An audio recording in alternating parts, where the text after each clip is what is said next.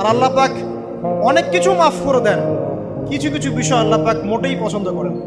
তার মধ্যে একটা হচ্ছে অহংকার, তার মধ্যে একটা হচ্ছে শিরক, তার মধ্যে একটা হচ্ছে অন্যের হক নষ্ট করা, তার মধ্যে একটা হচ্ছে আদম সন্তানকে হত্যা করা, তার মধ্যে একটা হচ্ছে বৃদ্ধ বয়সে ব্যভিচার করা, তার মধ্যে একটা হচ্ছে মুরতাদ হয়ে যাওয়া। ওই যে খ্রিস্টান হয়ে যাচ্ছেন না, খালি মরেন তারপর বুঝবেন, খালি মালাকুল মউত আসুক তারপর বুঝবেন।